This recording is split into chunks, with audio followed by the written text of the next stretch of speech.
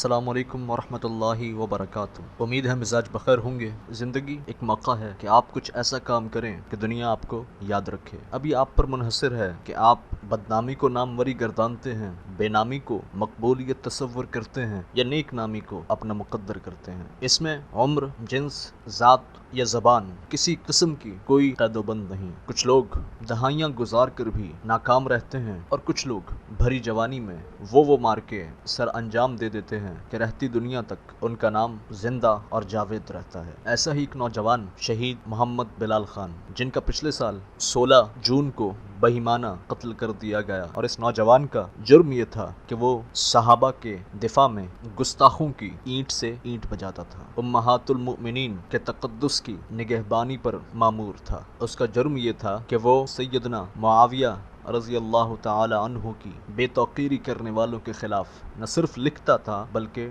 بولتا تھا، اور کمال بولتا تھا، اور ایسا بولتا تھا کہ منافقوں اور ظالموں کے سینے چھنی ہو جاتے تھے۔ محض 22-23 سال میں اس نے وہ کارنامہ سر انجام کر دکھایا جو ایک عام آدمی کے لیے خواب ہوتا ہے۔ اس نے لکھا بھی، اس نے بولا بھی، اس نے احتجاج بھی کیے، اس نے ریلیاں بھی نکالی۔ بلال اپنے آپ میں ایک انقلاب کا نام تھا، ایک ولولے کا نام تھا، ایک اذان کا نام تھا، اور ظالموں نے اس اذان کو بند کرنے کے لیے اسے بے دردی سے چھری کے وار سے قتل کر دیا۔ لیکن افسوس یہ ہے کہ 1 سال گزر جانے کے باوجود بھی اسے انصاف نہ مل سکا۔ اس کے قاتل نہ تو پکڑے گئے، نہ ٹریس ہوئے، نہ عدالت کے کٹہرے میں پیش ہوئے، اور نہ ہی قید و بند کی صعوبتوں سے انہیں دوچار کیا گیا۔ ظاہر ہے اس میں ہمارے سسٹم کی منافقت کا پہلو ہے کہ جن لوگوں کے قاتل ان کی پشت پناہی میں ہوتے ہیں وہ کبھی ٹریس نہیں ہو پاتے، وہ کبھی نہیں پکڑے جاتے، وہ کبھی منظر عام پر نہیں آتے۔ حالانکہ جس علاقے میں بلال خان کو شہید کیا گیا وہاں جگہ جگہ CCTV کیمراز فٹ ہیں،